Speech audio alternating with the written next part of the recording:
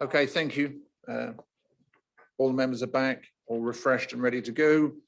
So our next item is item 9B, 3PL 2021-1265 at Colkirk, Land off Wistonset Road. I've got David Winch on behalf of Breckland Bridge to speak. Good morning, David. Come and take a seat, please, on the right-hand side. You'll be all right, they've all been sanitised. Okay with that. Sorry, Councillor Kittle-Morris. Chairman, would it save time if we took these next two items together? We are going to. Thank you. Thank you for your input. I hadn't thought about it. I hadn't thought about it. Well, yeah, we would have got there eventually. Yes, I'm not turning the page. Yes, we are taking those items together. So we have got Councillor Charles Joyce of the Parish Council. I do apologise. You're on a different page. Yeah, but we're going to take them together anyway. So if you'd like to take a seat, I do apologise.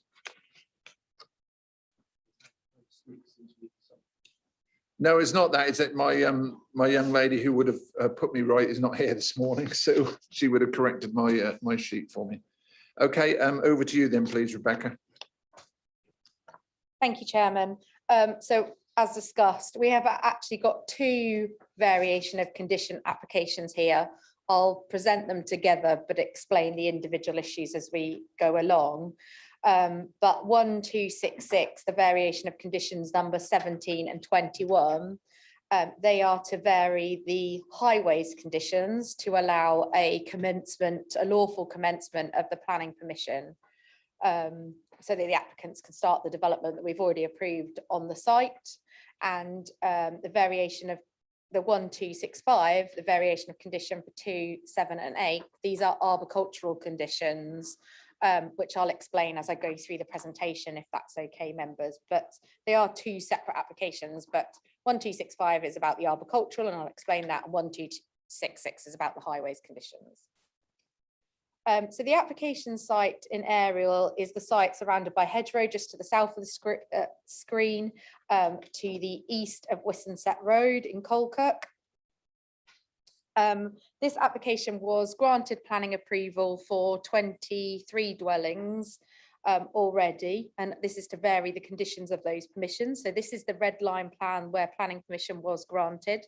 Members will note the slightly complex red line location plan, which includes the improvements to the footway on the opposite side of Wistonset Road, and those were obviously granted as per the previous full application for the dwellings on this site. Now, the 1266 application seeks to delay the prior to commencement, move that trigger till later in the process, so to allow for a lawful commencement of development on site. That, as set out in the officer report, is down to the section 278 work. So that's the technical approval requirement from the county council. So that's not subject to the planning permission, but the technical details approval from the county council being delayed, and their unwillingness to agree to discharge those conditions without that technical details process being undertaken. So what we're asking for today is to delay the triggers on those two conditions for 1266 and allow development to commence on plot 8 only, up to slab level, while those technical details, those 278 works takes place and the Highways Authority agree to discharge the relevant conditions on the permission. And you'll note from the officer report that the Highways Authority has no objection on that basis. So this is the previously approved block plan with the 21, sorry, I said 23, didn't I? With the 21 dwellings that we've already approved, members, on this site. And you can just see, just to the frontage of the site, plot 8, as you come in from the access road, which is what the applicants are proposing for the condition to be updated to allow that to commence up to slab level. So they've got a lawful commencement on the site and allow for the delivery of housing. And we're recommending that for approval based on no objection from the Highways Authority. The block plan has slightly been updated, as you'll note from the 1265 permission. So from the officer report, you'll note that the applicants, through going through the 278 works with the county council, that the ditch needs culverting at the front of the site, which means there's a greater site take up than previously anticipated to so that the applicant can meet the technical details to ensure that we've got proper safe access to the site. And what that unfortunately means is 4 additional trees need removal from the frontage of the site. That will allow better visibility and access to the site and the ditch to be culverted. Those trees include 2 category C trees, which it will be acceptable to be removed, but 2 category B trees, which we wouldn't normally, that's not true, which is technically contrary to policy ENV06 because category B trees are considered to be significant trees. However, on balance, officers have reviewed the proposals and the need to provide a safe and accessible access to an already approved development and weighed that with the delivery of houses that's already counted towards our supply, and that the tree officer comments that the trees were not exceptional species, and that the applicant has agreed to plant 16 replacement trees in accordance with a scheme that is acceptable to the tree officer. So we've balanced the contrary to policy ENV06, the removal of those 2 trees with those elements of replacement trees, the improved safe access to the site and the delivery of housing. And we've also recommended this variation for approval. So this plan just shows you to the frontage of the site, the trees with the blue dots around them that are to be removed to make way for the access road. And this plan is the proposed planting plan, which you'll note from the supplementary report. The tree officer is happy with this proposed planting plan with the 6 additional trees, 16, sorry, not 6, 16 additional trees, which are the black ones on your screen. The tree officer has checked the locations, the species and the layout, and he's happy with this to be the planting plan for the replacement trees. And therefore we've updated the relevant condition that was proposed in the officer report just to require the planting as per this plan. And that's what's in your supplementary reports, members. I've just got some images of the site that members were shown on the previous, just to show there is a strong tree coverage to the frontage of that site. But obviously, some of these trees, as you go round to the bend, these are the trees that will need to be removed to make way for the access to the site. And then the verge in front of you is obviously going to be the new footway link that will be delivered, but it won't be delivered till after the slab level of plot 8. So that's what that trigger is. But the footway will be delivered on this side of the road up to Colkirk and roughly in the position of that bank there in front of you. And this is just on the left-hand side of your screen there, just to show where the access will be coming out. Obviously, members, we've already approved access at full application stage to be in this location. This is just the variation of those conditions to ensure that safe access is delivered, as is with the delivery of housing. And just some images of the site, just to show it's a green open site. But obviously, members, we've already permitted and the principle's acceptable for 21 dwellings on this site. So just to be clear, members, we are considering 2 variation of condition applications, both of which we've recommended for approval. And on that basis, recommended them for approval. Thank you, Chairman. Thank you. I'm going to take Councillor Charles Joyce first, please. Are you a chairman or vice chairman of the parish council? Chairman of the parish council. Thank you. You have 3 minutes, sir. Good morning, Chairman and members of the Planning Committee. Charles Joyce, Chairman of Colkirk Parish Council and a lifelong resident of the village. I'm speaking today regarding the application reference number 1266 concerning the variation of condition numbers 17 and 21 on the application 1354 relating to the development of 21 dwellings on the outskirts of the village of Colkirk. My comments reflect not only the parish council's views, but also the views of the vast majority of the village. While I appreciate that planning has already been granted, subject to the various conditions imposed by Brecklin District Council, the safety aspect of the Wistonset Road has always been a serious concern.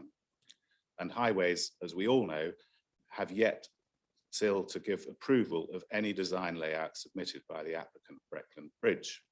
This goes all the way back to October 2017 when the application was originally consulted.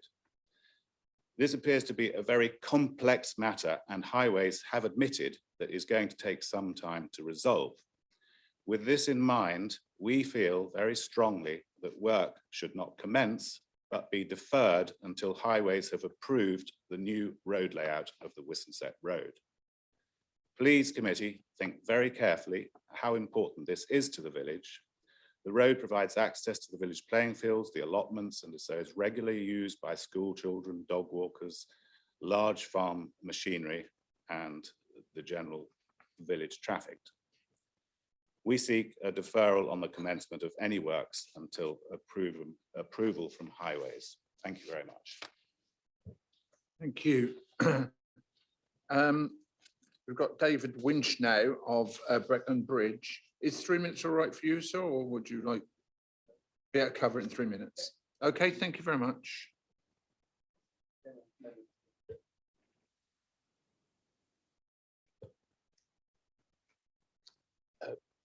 Thank you for this opportunity of speaking to you. As Chairman of Parish Council has said in relation to the highway application, we are still waiting for technical approval from County Council. I'm sure you are well aware of the time that Norfolk County Council take to deal with these things, which is the purpose why that we've made this application for the variation. The variation changes only in relation to plot 8, prevents us building beyond the slab level. The remainder of the development will still be subject to approval by the County Council of the technical side of the proposals. So I don't think there is fear that we'll be able to develop the site without the roadworks being properly vetted and approved, and indeed delivered by approving this variation. The Chairman of the Parish Council has already pointed out that Wistonset Road that is used by children, is used by heavy agricultural traffic, has no footpath along its full length. That's part of what we deliver as part of the scheme. That's the betterment that the village sees.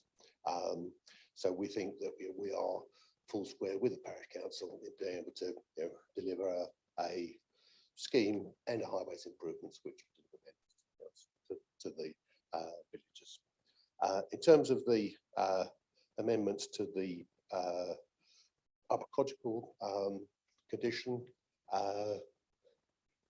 the highways are requiring us, and the water authority are requiring us to culvert the existing ditch.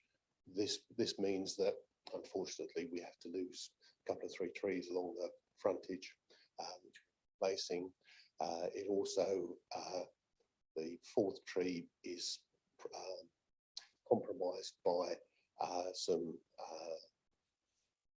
on-site attenuation that the water are requiring us to do as part of our surface water design.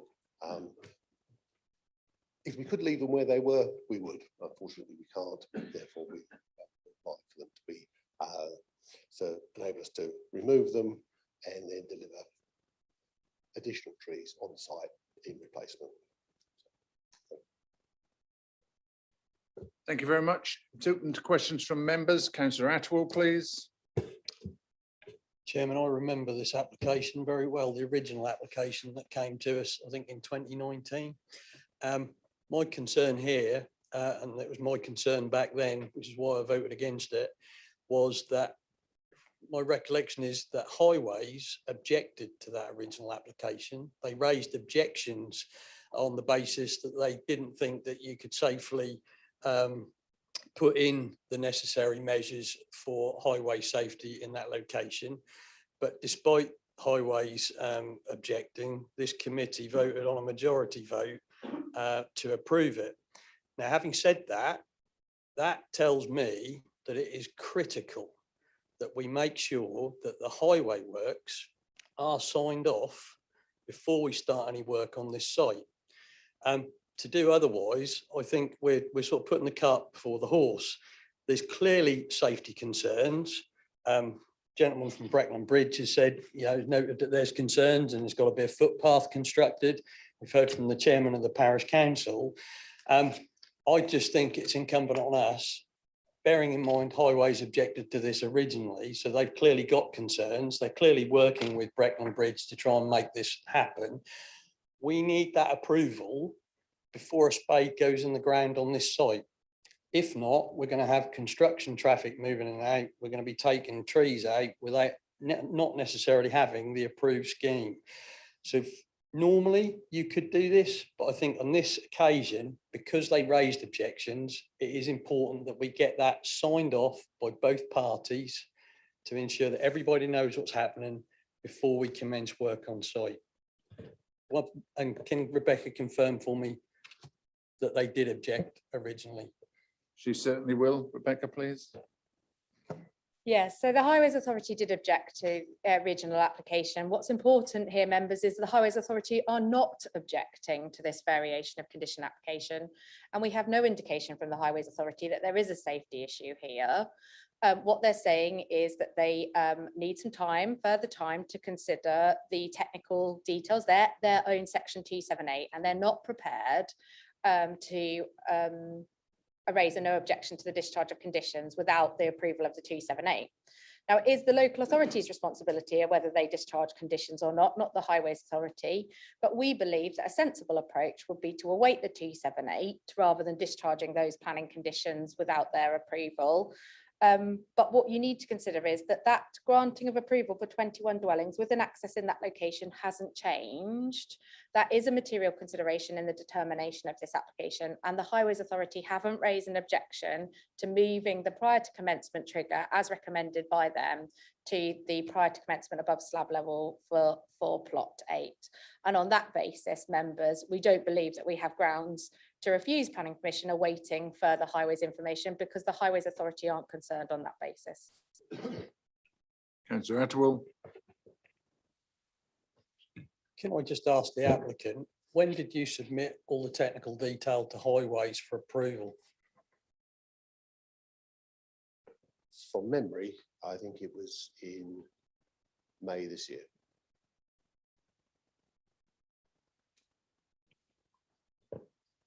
Chairman, if that was only submitted in May this year, 2 years passed since the main application was approved by this committee. I hardly think that we could say that there's a general rush to get this sorted out, being 2 years past between the application being approved and the 278 detail being submitted to Norfolk County Council for approval. But Rebecca is quite right. It is incumbent on us as the planning authority, discharge conditions, etc. And as this authority went against what Highways originally objected on the basis of safety, I think it's incumbent on us to ensure that we get it right. And the way to get that right and ensure that everybody knows what they're doing and to give some comfort to the residents and the parish council, that 278 needs to be signed before a spade goes in the ground. That's my view. Thank you. Rebecca, please. Just to clarify, members, the time periods of what places take is not a material consideration to the determination of this application. The previous approval is a material consideration to the determination of this application. And the 278 and its process is also not material to the consideration of this planning application. It is the planning conditions that are material to the consideration of this planning application. The 278 is a completely separate process from this planning application, and it is not conditioned as part of this application because we can't cover other authorities' regulations. I think what's important to note is the developers can't progress but above the slab level of plot 8 without us discharging the Highways Authority conditions. As I've set out to you, us as officers don't believe it's appropriate to discharge those conditions without highway sign off, and highway sign off won't happen till the 278. So we consider as officers, and appreciate you can take a different view to us, that there is limited risk in terms of this development or any occupants using that access without the proper technical details and 278 being in place, and on that basis we recommend it for approval. Councillor Attawell, then Councillor Monument. Thank you. So in conclusion, what we're saying is we're not prepared to wait for the 278 just so the applicant can build the foundations for one dwelling out of a site of 21.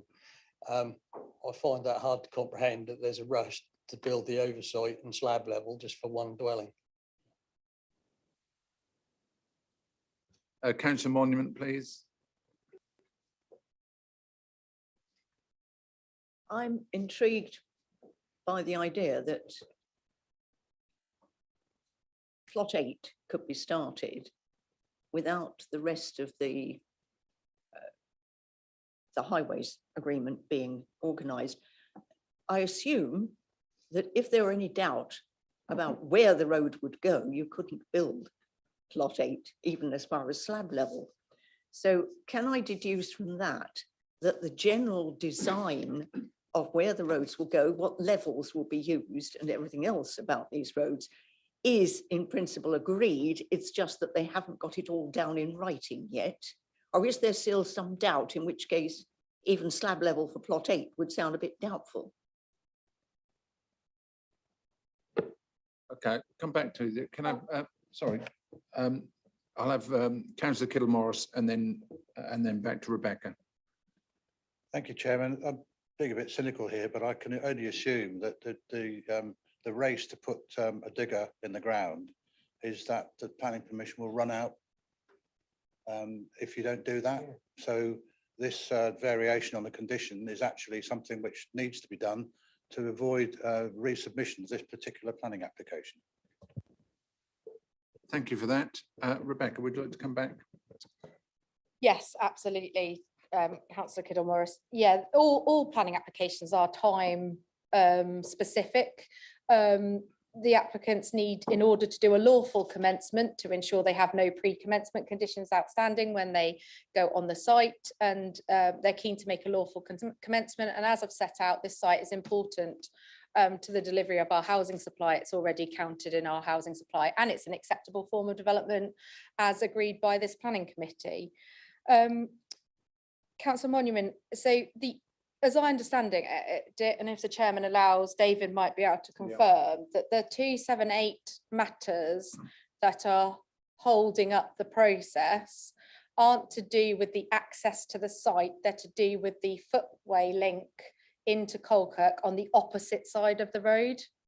So if you were concerned, members, that there would be an access at this point allowing construction traffic in, my understanding is that isn't the concern with the 278 agreement, and that's not what they're struggling to agree with the technical details of the county. It's all to do with the width of the footway, how the footway is laid out, the steepness of the banks on the opposite side of the road, and how that will be delivered, protecting the residents and get that acceptable footway link.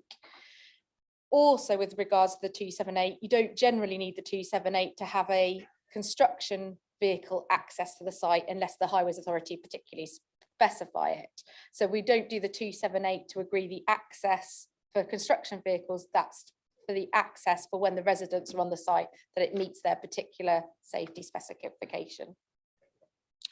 David, I would think Rebecca just wants you to say yes, but if you wanted to add to that yes, then you can. Yes, that's entirely correct. And the estate road running through the development has been approved by the county council. The only thing awaiting their confirmation of that is whether or not that estate road needs street lighting or not. And we've asked, they'll inquire through the parish council, and we're still waiting for that response. Okay. Oh, here we go. The hands go up again. Councillor Attwell, then Councillor Monument, please. Can I just come back on what Councillor Kittle Morris said? I believe that the original permission was for a 3-year period, so that still has at least 6 months to run until I think May or June 2022. So I don't think the time is a real problem on that at the moment. Thank you. Thank you. Councillor Monument, please. I would say that if the layout, the roads in the layout and everything else have been approved, And the real issue is whether they can sort out how the pavement will be done on the other side of the road, not whether any of this will be done. Then I see no risk in approving this and allowing this to go ahead, just in case for any reasons, bad weather or whatever, they then couldn't do it for another 6 months and the permission did run out. I think it'd be unfortunate to penalise the developments and put ourselves through a whole refreshed application at expense for the developers, simply because we were worrying about something that doesn't sound as if it's a worry. I think I'm now satisfied that it could be approved. Okay, thank you very much. Okay, we'll go for the vote on this item now. Item 9B and 9C, which is 3PL 2021-1265 and 1266. Your officer's recommendation on both of those items is one of approval. Could I have a show of hands, please? 1, 2, 3, 4, 5, 6, 7. And those against? 1. Do we have an abstention there? We must have done. Councillor Clark, did you abstain? Oh, I didn't count that then. How many did you make? 8-1? Oh, 8-1. I didn't count you, sorry. I do apologise. Okay, thank you. Thank you, gentlemen. Thank you, Councillor Joyce, for coming. Okay, we move to Kilverstone, item 9D. 3PL 2021-1062 on a variation. Oh. Sorry, we'll just take them in order, get this one done, and then we'll, because we've got a couple of speakers. Yeah, we'll do that. And they've got 2 speakers. Okay, this Kilverstone.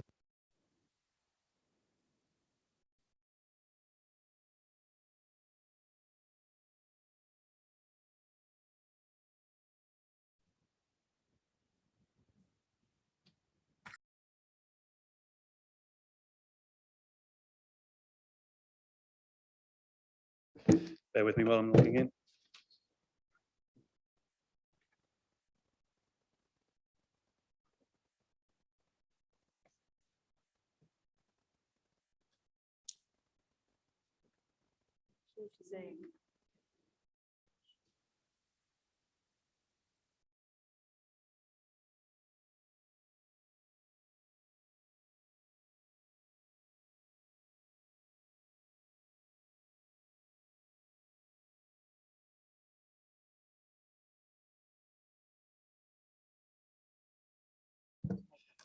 Yeah, apologies for that.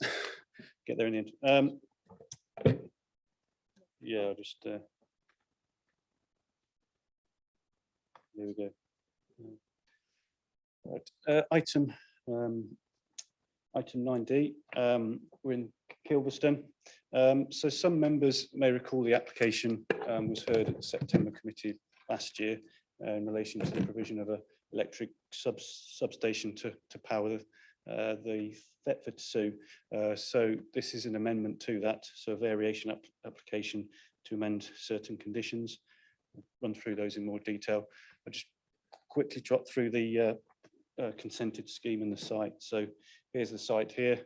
We have the A11 running east-west to the north, the Norwich Road, as you head into Thetford. See the surrounding context there in more detail. So you see the A11. So the consented Thetford Sue, you can see here, expansive area, and the site is up here in the north east of the Sue, the A11 junction here. So it's within an employment area within the consented Thetford Sue. In terms of the site in more detail is the site access for the substation. So improvements to that, some clearance of vegetation.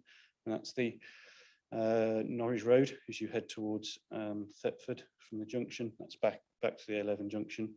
And here's the site itself. So it's open arable land at the moment, but long term would come forward for employment uses.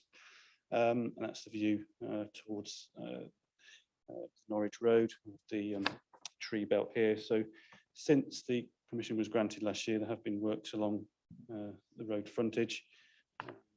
Removal of some of the mature trees, and that's the site view back to the substation site itself, which will be here. Again, that view further south along Norwich Road.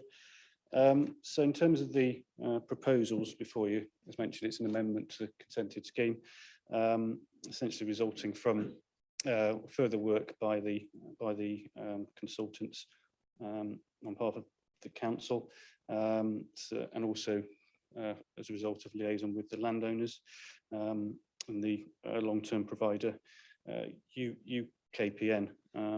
In terms of the general scheme, it's much the same. We've got the substation here, site access here. There's amendments to the compound area in terms of layout, in terms of parking and storage. But the substation compound is slightly larger. It's approximately 10 metres longer, extending northeast. And the other main amendment is changes to the cable route. So that's moving further southeast. And then the point at which it joins the Norwich Road has moved approximately 45 metres further north. So in more detail, I'll just give you a comparison of the permits. That's the consented scheme. So the substation is slightly larger here, altered layout. See the cable route running southwest. And in terms of the cable route, here's the consented scheme.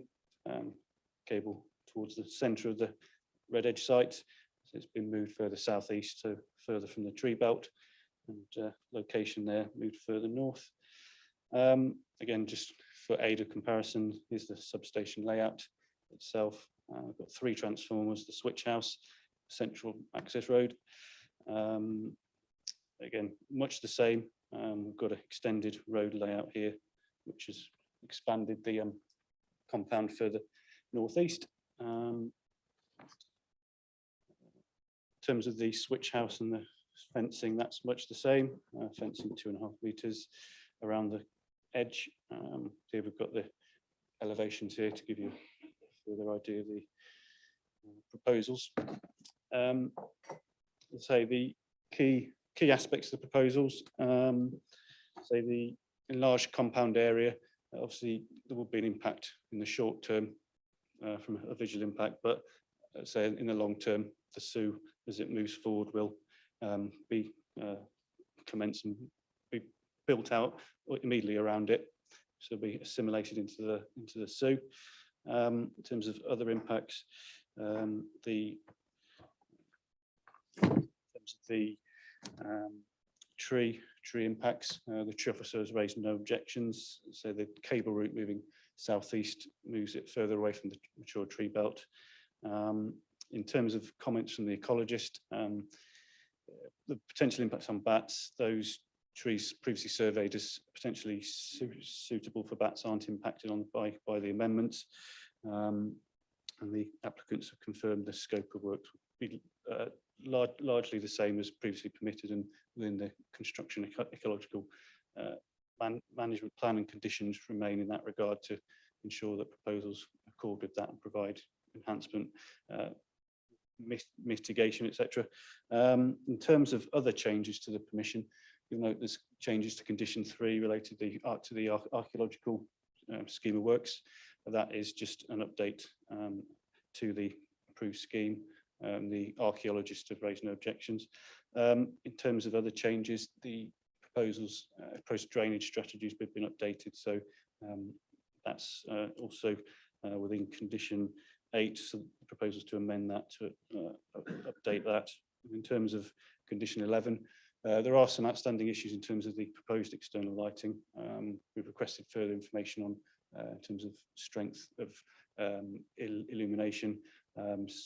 Comments from the Highways Authority have asked for further information, also from an ecology point of view. So what we're proposing there is it's only slightly amended, so there would still be a requirement for us to consider and assess further information in that regard. In terms of the proposals, they're much the same as a consented scheme. It's an important project to power the Thetford Zoo, but the impacts are considered to be acceptable. There's no significant objections from consultees. It's therefore recommended for approval, subject to conditions. Thank you. Thank you. Any questions at all? Good, because I have. I just want to, well, actually not a question, more of a highlight, if possible. And I'm sure I've got, I know Councillor Kybird here is a Thetford member. Well, okay, fine. Still same issue, different, same meat, different gravy. I'm concerned about the construction traffic entrance and to ensure that we have adequate signage because of its close proximity to the roundabout, knowing full well how fast they come off that roundabout. I know, I've had experience of driving into Thetford off that roundabout, and it's a very short distance from the roundabout to the construction entrance. I want to ensure that from this committee that signage is in place to warn people of caution construction traffic turning, because I don't want people to fly along there and suddenly find there's an articulated vehicle trying to do a left turn into the site. Do you agree with me, Councillor Kybird? Oh, thank you. I think it's a consideration from this committee. So yes, I will. If we could pass that down the line, that is one of my major concerns for Yeah. that. Do you want me to respond, Chairman? Oh, please do. no, Tell me. There is a condition 4 on the consented scheme remains as varied, and that requires a construction traffic management plan and access route. So we were going to require and approve further information for exactly that reason. That includes signage. Yep, I just want to highlight it and make sure it gets some pressure from this committee. Okay, members, no one wishing to speak on this, as thrilling as it is. Item 9D, 3PL 2021-1062, which is a variation on Kilverstone, land east of the A1075. Your officer's recommendation is approval. Could I have a show of hands, please? That's unanimous. Thank you. Okay, thanks. Moving down the line, 9E on our agenda, 3PL 2021-1172, another variation, and this one's for Swanton Morley, and we've got Jason Barber, the agent. Oh yes, and we've got Councillor Attwell crossing the floor as the ward representative.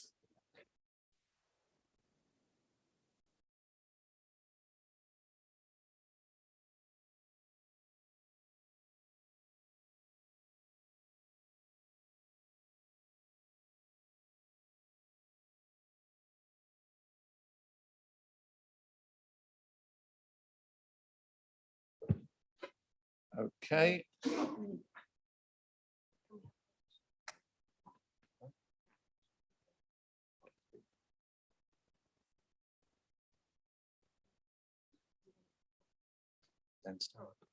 Okay.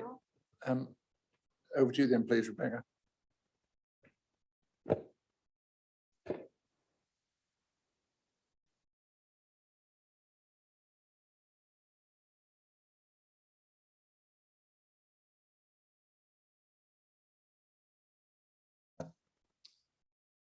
So with 3PL 2021-11272, we've got another variation of condition application. That's condition 2 of this application that was previously approved at planning committee for this site for replacement of 4 dwellings. Condition 2, members, is your plans condition, and the applicant wishes to amend the design of the dwellings. And I'll show you the slides about the proposals. So here is the application site identified on the aerial for you. You'll note that there is buildings existing already within this red line boundary in the plot. And like I say, members, we've already approved planning permission under HOU11, yeah, to replace the 4 existing bungalows, pairs of semi-detached bungalows on the site with 4 detached dwellings. And we've obviously got some plans to show you of those, and that has established the principle of development for this site. This, members, is just to show you we did approve it under HOW 11, which was the replacement dwellings policy, and it does sit outside the settlement boundary of Swanton Morley. Members, it is worth noting that this is on an elevated position in comparison to Swanton Morley itself, and the ground does rise up towards the application site, so they do sit on a bit of a hill. And here is the location of Primrose Hill Cottages. So previously, members, we approved the demolition of the 2 pairs of very modest sized semi-detached bungalows and the replacement with 4 dwellings that you can see on the location plan in front of you. It's probably particularly worth noting the orientation of plot 4 on this slide, slightly at an angle when you get to that end of the to that far eastern side of the development site, and also the distance of plot 1 from the adjacent boundary. So like I say, the applicants have applied to vary condition 2, that is your plans condition, and change the design of the application site to the plans in front of you. So you'll note that you've got 4 dwellings spaced across the site with garages, detached garages to plots 1 and 4. When you see the elevations, plots 1 and 4 correspond in terms of a very similar design, as do plots 2 and 3. You'll also note that plot 4 is now becoming a linear style development, which we think is better in character with the surrounding area. So members, you'll note from the officer report that we've carefully assessed the change in design in comparison to what was previously approved. So you'll see from this plan that the central dwelling is what we previously approved on the site and has consent to be built out. And the dwellings either side with red proposed above them are the proposed 2 house types. And I've talked about these quite a bit in my report. So of importance on this plan we consider is that the height of the proposed dwellings actually hasn't increased from that previously approved. So the height of the dwelling stays the same as that previously approved, that being the central dwelling. But actually you'll note from the officer report that we consider the bulk of the dwellings at first floor level has actually been reduced. So just to the right of our screen, the proposed dwelling has a large element of single story, reducing the amount of development in the skyline level at first floor level. And then to the left hand side of the screen, although the side extension remains at 2-story, it does have a much lower roof level than the bulk at first floor that we previously approved. So as you will see, and I did point out in the previous layout plan, the distance from plot 1 to the boundary, you can see that the actual layout of the dwellings has increased in scale, and you note from the parish council comments in the officer report that they are concerned about the scale of the development. But what actually hasn't increased is the scale of development at first floor level and the bulk of development at first floor level and at the skyline, taking into consideration that elevated position. So we actually consider that the impact of the dwellings will be similar, albeit the scale at ground floor level has increased. It's the first floor level that has decreased, and you can see that easily from this plan. Just looking at the elevations, all the elevations of all the house types, you'll note from the officer report that the applicant has clarified the materials to be used, and they are considered acceptable and actually an improvement from that previously proposed from the previous application. And obviously showing you the designs and the layout of plots 1 and 4. And plots 2 and 3, the central dwellings to the application site. And members, these are the photos that we showed you at the earlier committee where we granted planning permission. These were the previous bungalows that stood on the site. However, members, obviously it's important to note that we already approved the replacement of these bungalows with 4 detached dwellings of an increased scale. So we believe that the principle has been established under those grounds. There are no statutory objections to the proposals, and on the basis that we think that the design is acceptable, that although the scale has increased, we think that the bulk of the first floor level has actually decreased the impact on the skyline, and that the applicants introduce a linear form of development which is more in character with the surrounding area with less fussy elevations, then we think this variation of the design of the proposal, because we can't revisit the principle, is acceptable, and we've recommended this one for approval. Thank you. Councillor Attawell, would you like to go first or last? Okay, thank you. We've got Jason Barber, please, who's the agent. You have 3 minutes, sir. Afternoon. So good afternoon, planning committee. My name is Jason. Oh. Yeah, sorry, apologies. Better. Right. Good afternoon. My name is Jason Barber, Studio 35 Architecture, and I'm talking on behalf of the applicant Orchard Homes.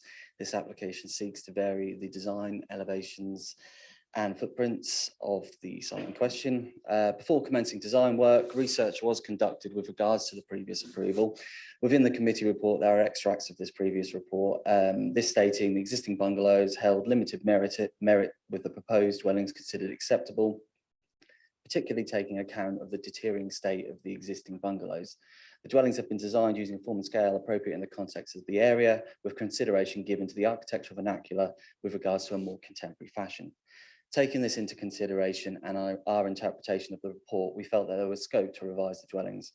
When submitting the application, we prepared a comparisons plan, which you've seen, which indicates a relation of scale and form to the approved and obviously what has been submitted. As I'm sure the committee would agree, this is a unique site in a location that demands a high specification and quality design build. We've prepared a coloured version of all elevations, as you've seen, to indicate the intentions of the materials, to which includes materials such as cedar and flint inlays. The buildings have been designed in 1-storey and 1.5-storey scales, similar to the approved plans. I just wanted to add some further detail for the committee regarding the amenity, because as we are aware, the footprints have increased as such. Taking an example of plot 2 and providing some context on that amenity, the garden is 21 metres wide, and that creates a total area of 188 metres squared, which is the equivalent of 2,023 square feet. It's also important to note, which isn't apparent on the site layout, that there are balconies that also form external amenity space, which on plot 2 equates to 24 metres squared, which is equivalent to 258 square feet, meaning that plot 2 has an amenity of 2,281 square feet. Plot 1 and 4 are larger plots, and so that is greater, and plot 3 is equivalent. I would also like to touch on the fact that these aren't on an estate development, so therefore the plots aren't backing onto close quarter fence or a neighbour, and therefore we are intending to do like low-level post rail and fence at the rear elevations, which in fact provides visually a greater, wider feel of openness from the rear amenity. And just something to touch on, the developer is ready to build these and looking to start immediately, and there is also a purchaser who is interested, subject to obviously today's outcome. I think that kind of indicates that the development, appearance, size, location, and amenity is attractive to the modern day housing market. I trust the committee can support the officer's recommendation, and obviously I'm happy to answer any questions should there be any. Thank you. Okay, thank you very much. Councillor Atwell, please, 3 minutes, sir. Thank you, Chairman. Rebecca, could you bring up the site layout again, please?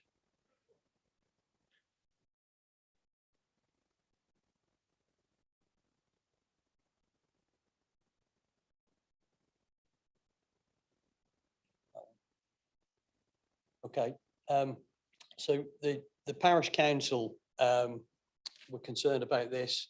One of their concerns was that with HOU 11, it was approved originally. Parish council was split fairly down the middle on its decision to support or object to it. And now we've got a bigger we've basically got bigger dwellings with smaller garden plots. And I know that's something that was mentioned at the chairman's panel, that the dwellings seem to be getting bigger and bigger, but the gardens are getting smaller and smaller. I think the main concern for the parish council is on plot 1, this end elevation on the left-hand side is the bit that is most visible from all the other dwellings, because this is on quite a high elevation. And I don't think any of the photographs we've seen today actually sort of do that justice. So it's that end elevation. So could you then bring up plot 1, the elevation information? So that side elevation in the middle on the right-hand side, that's the one that we're going to see from quite some distance away. So it's quite important for us that the material palette for that elevation is very subtle. I'm pleased to see the cedar boarding. I'm not quite sure what the brown signifies, whether that's brickwork.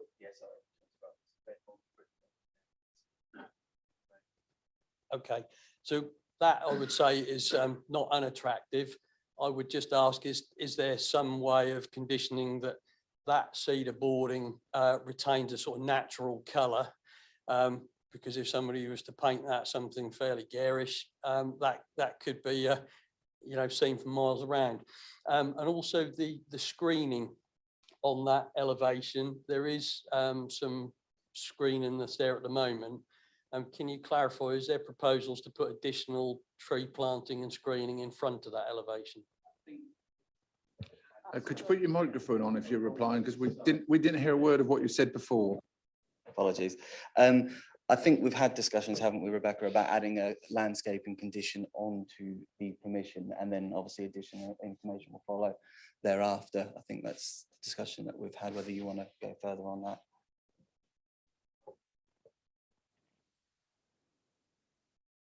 If you'd like to finish. Yeah, so in summary, Parish Council are fairly torn on the application. It's up for you members to decide whether you think the footprint is too large for that site.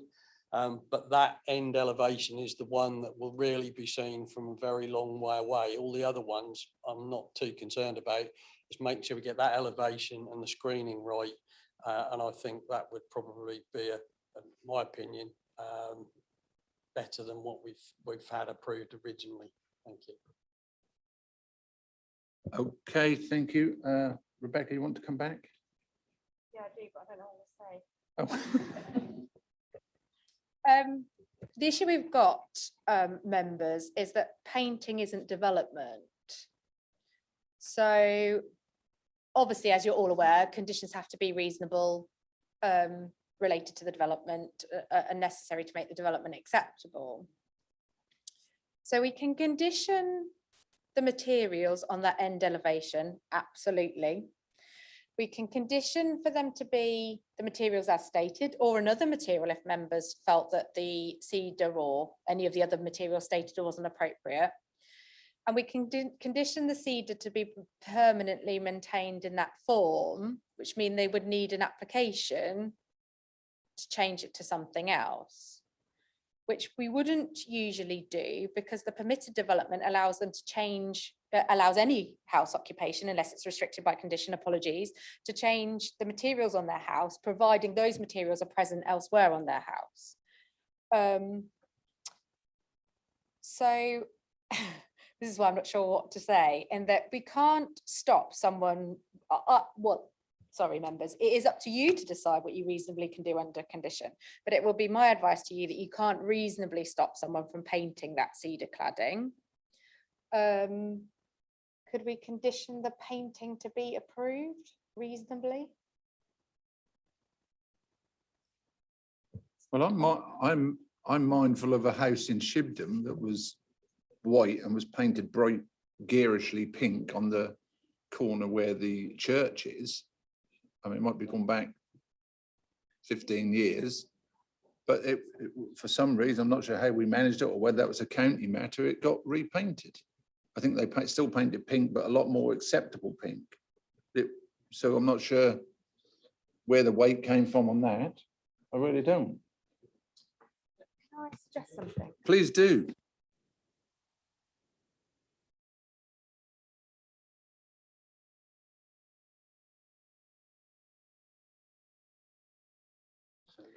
So members, I think the way we apologies because painting isn't development, so we've been scratching our heads. You can, I see reasonably, you could do one of things if you feel this is really important, that you could condition any painting of that to be checked and approved by the local planning authority. Yeah.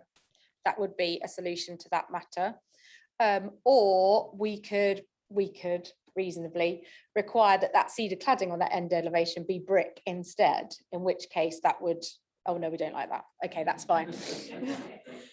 But if members felt it was really important, and as Councillor Attawell has said, and I completely agree, that is an extremely elevated position on that end elevation, in which case we would normally only restrict painting in conservation areas or for listed buildings. But I think given its elevated position, we feel that we could reasonably put a condition on to say in the event the desire was to paint, not stain, in accordance with the maintenance condition, then the details of which would need to be checked and approved, subject to the agent saying that that's met. I mean, in terms of cedar, it's a natural product anyway, so you wouldn't ever in your right mind paint it unless you didn't like cedar at all. So I think, I mean, the the developer would be happy to obviously work with the council to ensure that that elevation is protected. But you know, with cedar, you wouldn't need to treat it naturally, weathers and silvers and blends into its environment. But you never know with some people. I suppose painting it green is a possibility. So we're happy to agree to something in a. Sorry, I'm trying to get back on. We've got a return to you on landscape, but first of all, I'd just like to take Councillor Monument and then Councillor Kittle Morris and then Councillor Kyber. 2 points, if I may. One is, this is a variation of an existing condition, a permission. The variation appears to me to relate purely to the design of the houses. Is there already a landscaping scheme, or if not, are you able to put one in when one didn't exist before on the grounds that the design is only acceptable because you put one in? I wouldn't like us all to be cheerful and approve it, then find out we can't do it. The other question I have relates to the materials, and there's a reference to flint. Now, many, many years ago, I remember the subject of flint panels being objected to. Can I be assured that this reference to flint inlays will at least look like proper flint building, not like bricks made out of concrete with a few bits stuck in it? What does inlays mean, please?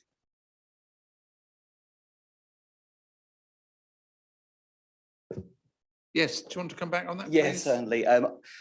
I think on the drawings initially, I wrote flint paneling, but we actually had this discussion, and flint inlays will be what will be proposed. And that was the intention all the time. It's just probably my wording was slightly, yeah. It means typically it's a hand process whereby flint is inserted and then cementing the two. That will be what will be done. All right. Thank you. Councillor Kittle Morris, please. Hey, Chairman, I don't know what the tree planting or the could be put in place, or what's been agreed to be put in place, but surely on plot 1, the southwest elevation or the southwest corner of that plot could have something on it in way of trees which would soften the aspect from outside. Okay, before we go any further, Rebecca, I told her she's getting snatchy at me because I told her she had to wait. Yeah, so in the same vein as Councillor Atwell, which I didn't come back on the landscaping, Councillor Monument, your question about the landscaping. So Councillor Monument, you are absolutely correct. There is no condition on the previous consent requiring additional landscaping. And therefore, it would be unreasonable to require that through this application. That said, we've noted the comments of Councillor Atwell throughout the process and the Parish Council, and I have discussed it with the applicants, and they are happy to accept a landscaping condition in addition to that of their previous approval. And it's really helpful today actually for us to understand where the real concerns are, and that in previous discussions, we were sort of looking at where appropriate spaces will be to achieve that additional landscaping. So I think it's been really good today to hear where there's landscaping needs to be directed, and we can update that landscaping condition to ensure that that southern corner does include additional landscaping. And that would be over and above the additional, but we have already agreed that with the applicant that they were happy to have that over and above. Okay, thank you. Councillor Kyber, please. Thank you, Chairman. Can you just clarify the size 3 turning head? It looks as though it's between plots 2 and 3. But you know, it's up a narrow road, and you've got to get you have got to ensure large vehicles can turn around and leave the site again. With you, sir, please. Yeah, so on the drawing, yeah, it's a type 3 turning head. The driveway is actually, I think the general rules are for the first 10 meters, it needs to be 5.5 wide, the access drive, and then can narrow down. In this instance, the access drive is actually 4.5 meters for the whole distance to a type 3 turning head, which allows you your 15 meters. So if the type turning 3 head is here, it's 15 meters that way to allow a car or a fire tender to reverse in and out. And I think the condition or the wording normally applied to flint is flint laid in the traditional manner. Okay, thank you. Councillor Bowes, please. Thank you. Yes, just a question back to the cedar cladding. This is something I've often wondered about. Does it require a preservation treatment ideally? Well, because I just think that we've got a number of estates in Breckland with cedar cladding on them, and some looks well kept or was more preserved in the condition it was when it was built, but some, quite frankly, it looks a bit shabby. Thank you. Please do. Thing is with cedar, it also depends on the orientation of the building. I think you're probably referring to some of the Able Home sites where there's a lot of cedar cladding. In those situations, if you look at a site like that, you will see that as the sun moves around, if it's not north facing, the actual cedar maintains better than it does if it's south facing, where it wears more. It's just how it weathers. So that's the reason why sometimes cedar looks slightly different to it does in other situations. That's the reason behind it. Thank you for that. Okay, no further questions. Okay, fine. With relation to this application 9E 3PL 2021-1172, the variation at Swanton Morley Primrose Hill, your officer's recommendation is approval. Could I have show of hands, please? With conditions. With conditions, yes, or extra conditions. Thank you. That's unanimous, Julie. Okay, that's fine. Thank you, sir. Just one moment.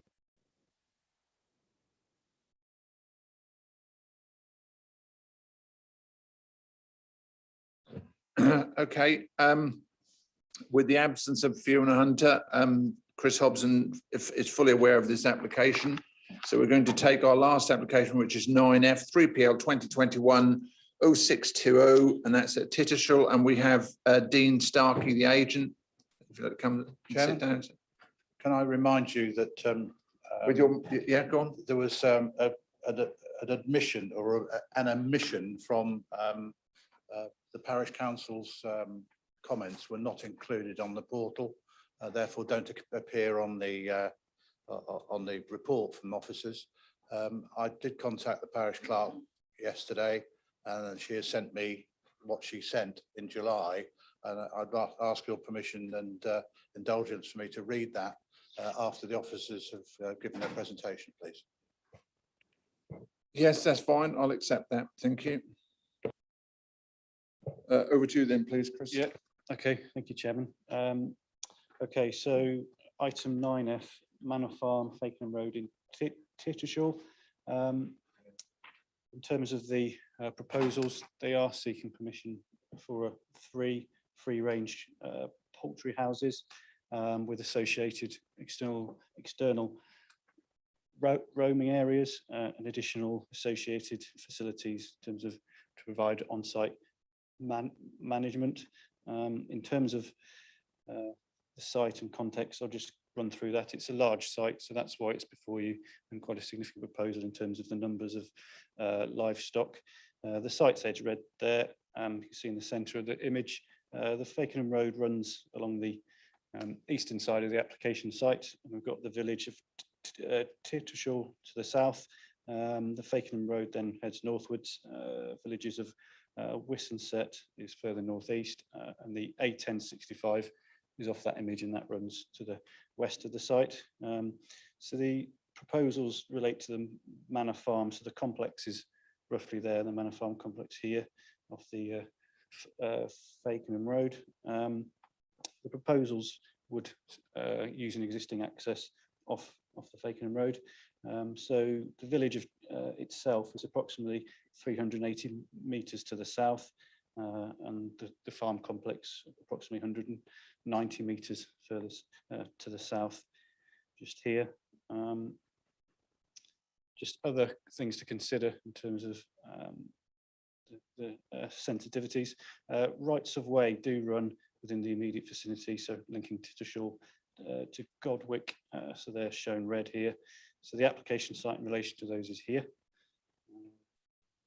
There's those routes there. Location plan in more detail here. So we can see the existing access in the southeastern corner. hedgerows running along the eastern boundary, the Fakenham Road here. And moving on to the proposal, so we can see the three houses here, all of the same size, height and design. So we've got the existing access southeastern corner, and that then links to an internal road serving each of those. We can see the external areas provided for free range roaming, so the livestock would be within the buildings overnight and allowed free during the day. So each with large areas here immediately around each house. And then much of the eastern part of the site is taken over by additional soft landscaping proposed to mitigate the impacts on the open landscape. And you'll see some of the the open characteristics in more detail in a minute when we look at the site. Yeah, and here we can see that area on the eastern boundary as well, sort of southwest northern boundary, additional tree planting here to supplement the existing hedgerows, surface water attenuation in the northeastern corner. Site layout in more detail, again the surface water lagoon there, so that would attenuate clean water rising from the hard standing areas immediately around the poultry houses, but also from the poultry houses themselves. And then fairly standard in terms of their appearance for the proposed units. So see the gable ends there, we've got the chimneys that take the height up to 5.8 metres. They're a significant length, so each house would be 87 metres in length, 16.4 metres in width, faced in a green cladding.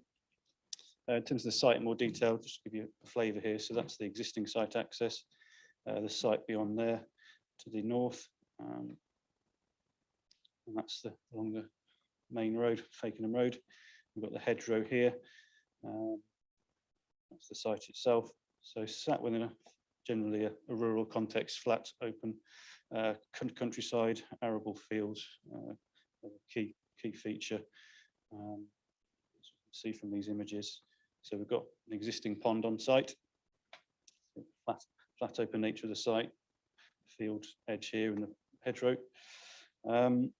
So in terms of main issues, it's obviously in the open countryside, a rural area. The policies in the local plan do acknowledge obviously the need for uses like this. They don't fit necessarily within an urban context, a town or a village, and therefore there is provision allowed for that. In terms of the loss of agricultural land, it has been assessed and ranges from very good to moderate and good agricultural land. However, in terms of the considerations, bear in mind that it is retaining its use for agricultural purposes. And as you can see from this aerial image of the site, much of the land would be retained as open land. So in the future could be put back to other forms of arable use. In terms of other key issues, obviously there's comments raised from the three objections from the local community about highway safety, access, and what that means, what the proposals mean for the traffic on the surrounding network. I mean, what the proposals do involve is a 12-week cycle. So every approximately 3 months there would be a new phase, a new crop, and livestock on site. And within that there would be 12 HGV movements, 10 feed lorries, and 8 other vehicle movements. So that includes staff. From the report, you'll see the Highways Authority haven't raised objections subject to conditions. There are conditions within the report that are recommended to mitigate impacts on the highway safety. And subject to those, the impacts aren't considered to be adverse. In terms of some of the concerns about controlling movements, the Highways Authority did request a condition that specifically set a route for movements. Now, that kind of condition, having received recent legal advice and case law, isn't something that we can enforce that specifies a route, but we can, and as you'll see, have included a report that recommends management of the traffic, so including various measures like signage, etc., to encourage movement along those key routes that the Highways Authority do consider to be acceptable. In terms of landscape, showing the images of the site and context. So what the proposals, as you'll see there, do propose is significant enhancement of the landscaping. So significant additional tree belts to the and hedgerows to the north and east boundaries. What is involved in terms of requiring the necessary visibility display is a removal of a substantial length of hedgerow, but that would be replaced with that additional planting. And the report goes into detail about the short and long-term impacts. There is obviously going to be impacts in the short and medium term until the landscaping is fully grown out, provides that screening. But in the long term, the proposals wouldn't cause significant adverse impacts on the landscape once that planting is fully grown. You know, and on balance, in the short term, it's considered that the short and medium term impacts aren't considered to outweigh the other gains and benefits of the scheme.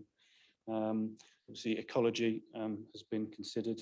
The site sits within impacts on the Wrentham Special Area of Conservation, so has been supported by shadow habitat regulations assessment, and the Natural England and the county ecologist in regard to that have raised no objections to the proposals. Mentioned the impacts on the hedgerow in terms of the loss. Again, the proposals involve replacement hedgerow along that eastern frontage, and the county ecologist hasn't raised objections subject to replacement planting, and there's conditions included to secure that. See, uses like this can have an impact on neighbour amenity, odour, traffic, pollution, etc. So the application's been supported by an odour report, and these have that's assessed impacts of odour on the neighbours, those nearest neighbours. Those are considered. Those impacts have been found to be below those benchmark levels that the Environment Agency used to assess impacts in that regard. So it's not considered the odour would cause a significant adverse impact. Ammonia has also been considered and a report submitted to appraise that. Again, impacts from that aren't considered to be unacceptable. And we'll note that the animal waste and wastewater, foul water is proposed to be stored on site and used elsewhere. I'll touch on the drainage in a minute. But in terms of the kind of impacts on amenity, pollution, odour, that type of thing, both the environmental health officers and Environment Agency have raised no objections subject to conditions, and there are conditions to ensure there's protection in relation to those potential impacts from pollution. Turning to drainage, mentioned there's a pond on site, but also additional surface water attenuation. The surface water attenuation pond in the northeast corner, that would attenuate surface water. So in high rainfall events, that would trap water, and then it would be restricted to greenfield rate, runoff rate, and that would discharge into the existing network. In terms of foul water, the proposals do include foul water storage tanks on site.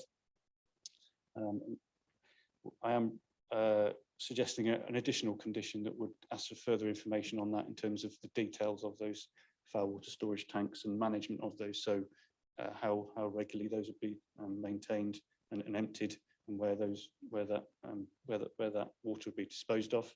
So in terms of the recommendation, it is obviously for approval subject to conditions, but an additional condition to secure some further scheme in relation to disposal and management of foul water from the site.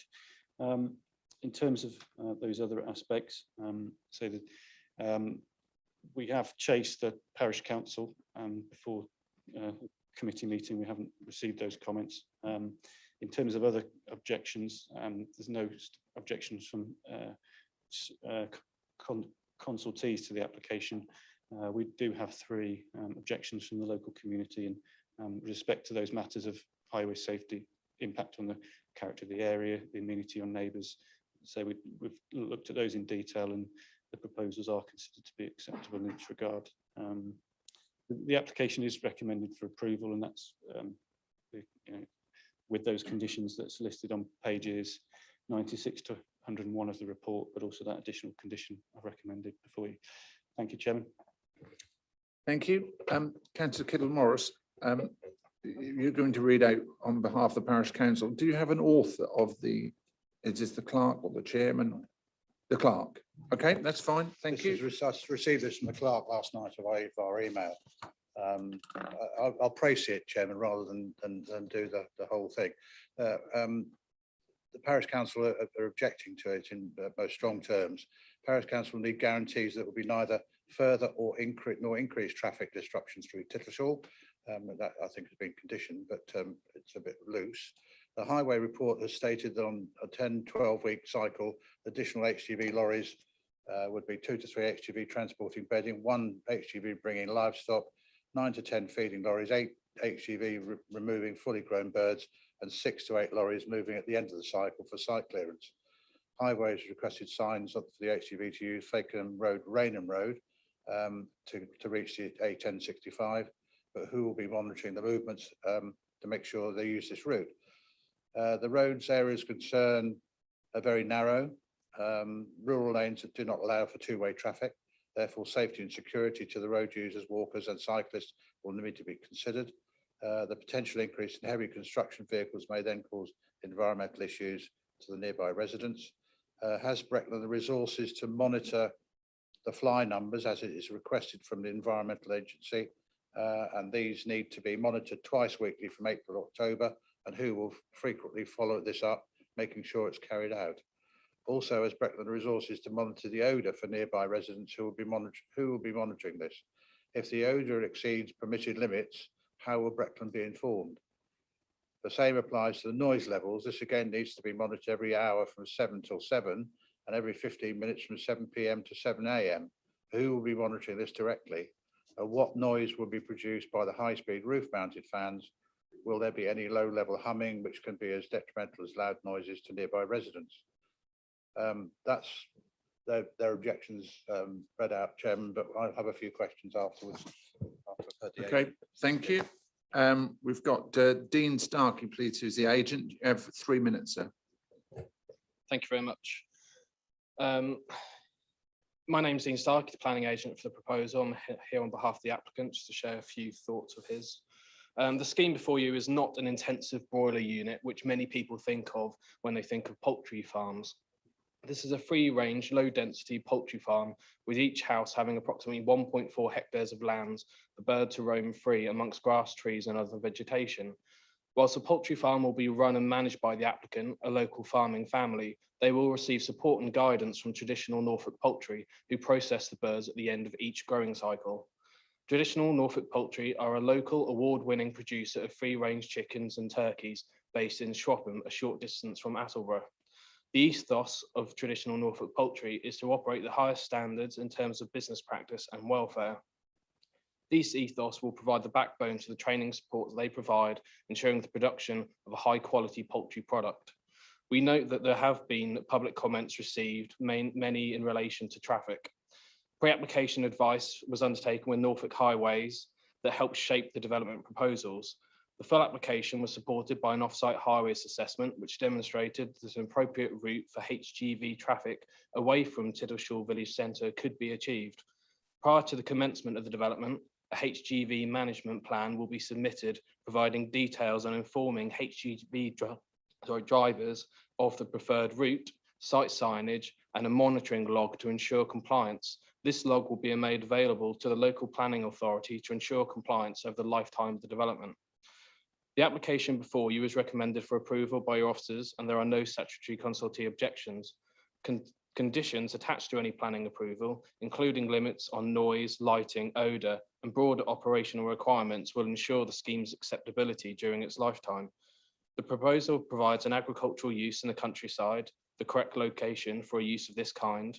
It forms part of an established family-run farm to provide security for its long-term future and will help to secure domestic food production in the United Kingdom.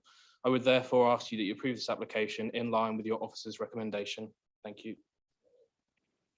Thank you very much. It's open to questions from members. Councillor Clark, please.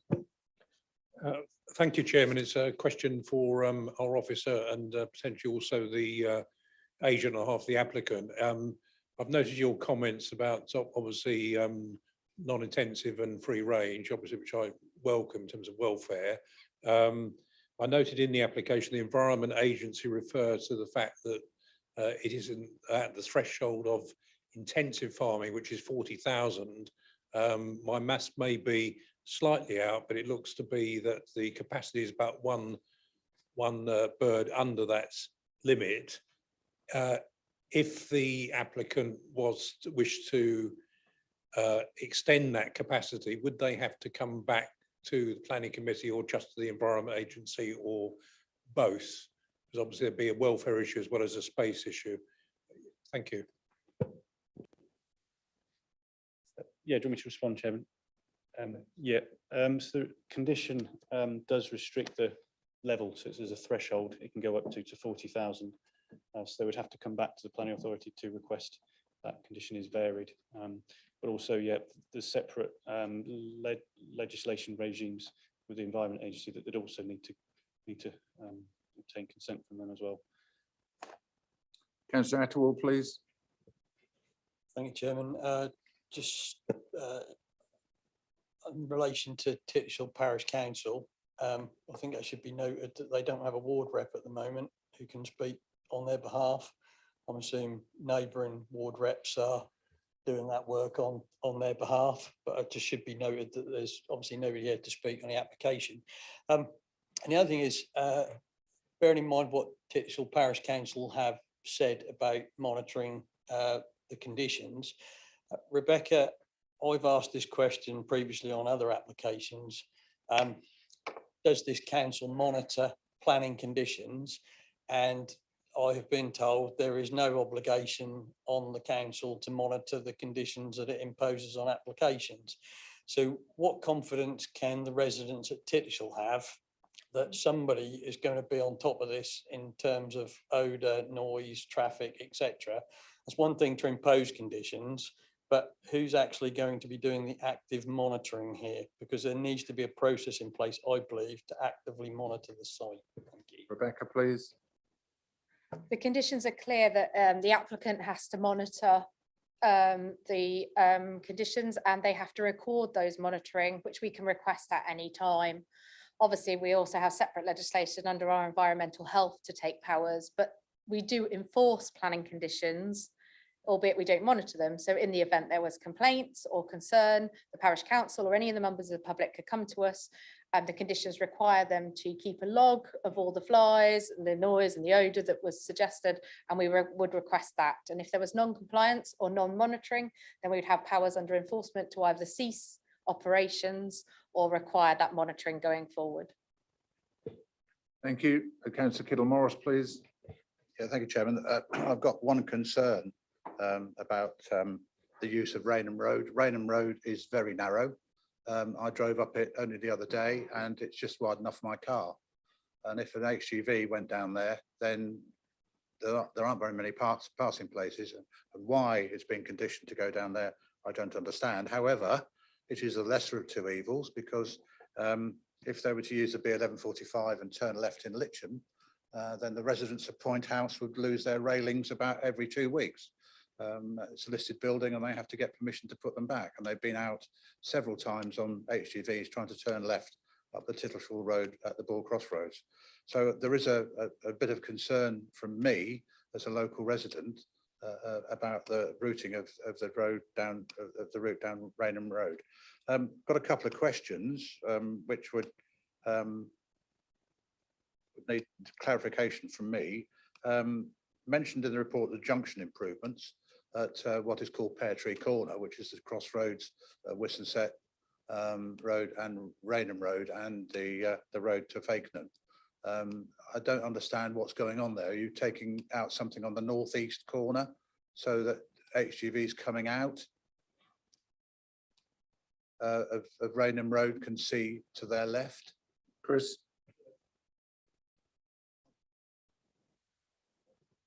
Oh, there we go. Yeah, there's a couple of things there. In terms of the junction of Rainham Road, Fakenham Road, the improvements would be as you're coming off from the Rainham direction, comes to the junction.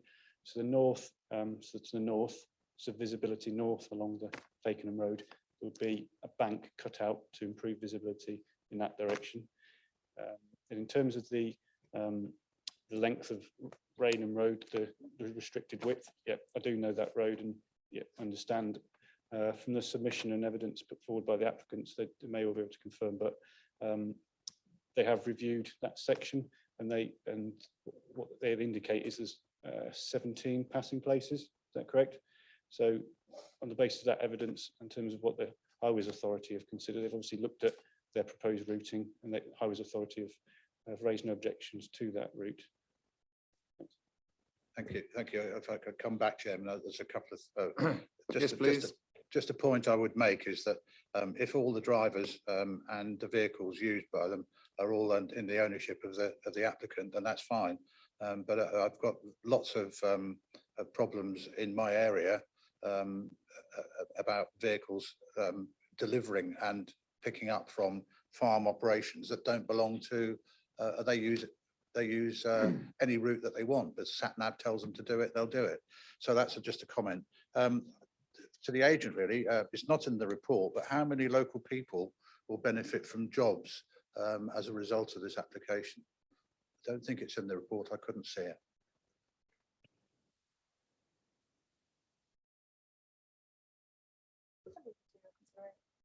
Yeah. Would you like to answer that? Thank you.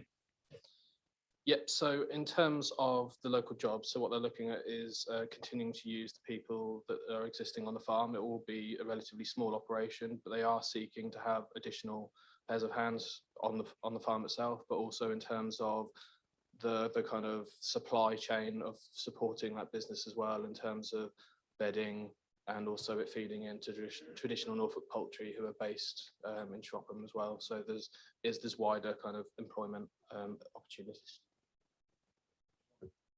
Yes, far away. I noticed in the report that the capacity that you're going to put in these sheds is 13,333 birds per shed. What is the maximum capacity of those sheds? Is it bigger than that? Is it, say, 15,000? Because most sheds do take 15,000 in my humble experience.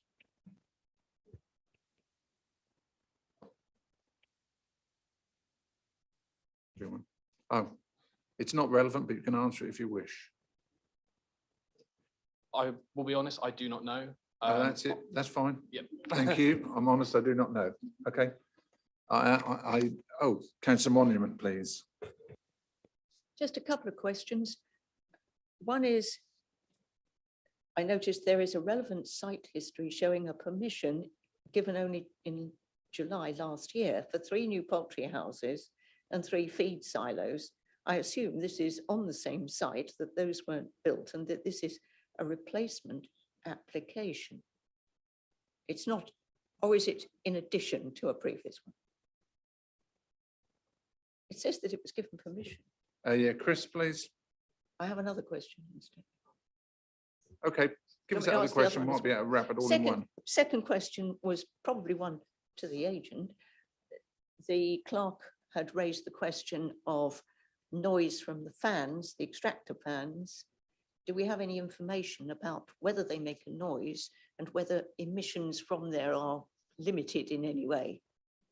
In other words, noise and smell. Do we have any information, please? Are you prepared to answer that? No? Thank you. So in terms of one of the ones was odor, an odor report was submitted and was considered to be satisfactory in terms of the information it provided. In terms of noise, the noise assessment wasn't provided, but it was acknowledged that given the distance and the intervening vegetation that was going to be put in, that the likely impact would not be significant. However, to ensure that obviously the condition to be put in and then to be monitored by the applicant. And the other one, please. Yeah, if I just confirm on the history point. Yeah, the reference there is to a screening request because of the size of the site, because of where it sits in terms of the Wensum Special Area of Conservation, because of the type of use. Applications like this are often screened from an environmental point of view to determine if they require an environmental impact assessment. So that's what that reference is to. It's a pre-application screening request. rather than an application for consent. Councillor Atwell, then I'll take Councillor Monument. So just to clarify, did I just hear right that there hasn't been a noise assessment carried out on the proposals and that we're going to condition that? And then proposals are going to come forward at a later date for an officer to decide, is that right? Is that what the applicant just said? He did just say that there wasn't a noise assessment done. Yeah, so there wasn't a need for a noise assessment from environmental health because of the distances involved, but what environmental health have required is condition 12. So the noise levels can't exceed a certain level, which is the existing level at the nearest receptor property. So they don't need a noise assessment because the distance involved, but in the event the noises were exceeded, then we've got condition 12 to cover that off. Councillor Monument, please. Just going back, if that's a screening permission, I'm just querying, it refers to 3 poultry houses and 3 feed silos. No mention of feed silos in the present application. Are they unnecessary? Are they part of the application, or is the feed coming from somewhere else?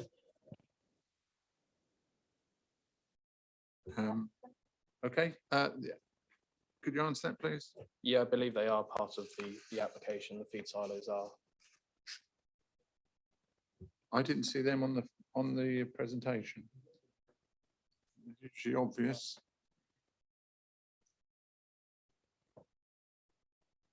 Chairman, I couldn't see them either. That's why No. I'm asking.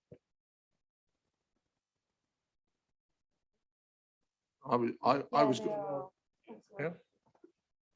Oh, is that what that's on the roof? Oh, Yeah. they're on the roof. I don't know how you get the feed up there, up a pipe, I suppose. If they're located immediately to the north of each of the front ends of the poultry houses. It'll be easy to show it on a. Yeah, they look like a big chimney, which is what I thought it was an air vent. But I would gather that it's pumped in and then fed down and through. Sorry? Are you able to confirm that, sir? Yeah, there's a hopper on top of but it's not very big. There's Go to chimneys. Raymond, go to share. We're just going to have a look.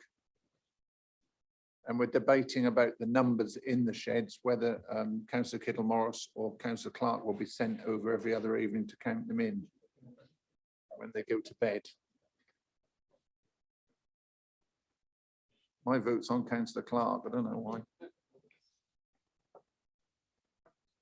why.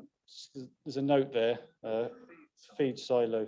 So they're located in the same position for each of the 3 houses. So it's just immediately north of that.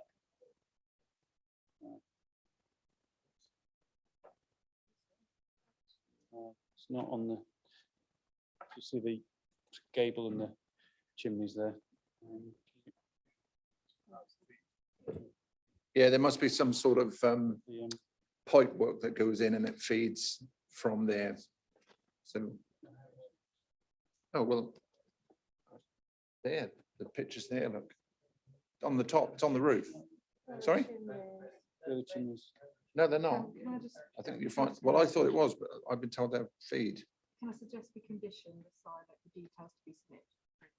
Yeah, submit as approved, but they're obviously not going to be huge great things because they're not shown on the, that's why we didn't even think about silos. They're not there, but there's a feed point. So somewhere or other, they're going to fit, the lorry will come in, connect up, pump it all in, whether it's at the end of the building, up the building, across the roof, it's not external. Okay? That's our concern, is visual. I'm sure it is visual. Councillor Monument. Sorry, but from what I saw on the plan, it's on a corner of the building, not centrally. So those are definitely the extractor fans we were looking at. It's on a corner, but it looked to me as if it was external. Yeah, I Can think it's a, I can you think it's an confirm from the access plans where point. you can see them? Yeah. Yeah, to confirm you're correct in that understanding. It's to the right-hand side. If you're looking at the gable end of each one, it's to the right-hand side, it's external. And what we can do is condition further information on those. So. Okay. Fine. I think we've exercised this enough. So with this in mind, item 9F 3PL 2021-0620F at Tittershaw Manor Road, Manor Farm, I should say.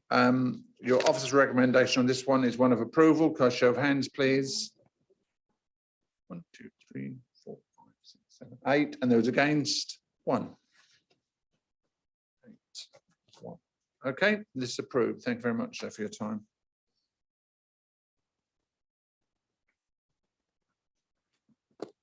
Okay, thank you, members. Now we go on to item 10, which is applications determined by the Executive Director of Place, which is there for your information. And item 11 is the appeal summary, also there for your information.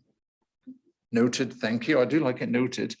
So with that, I'm going to close the meeting, but don't run away because we've got, well, we haven't got a few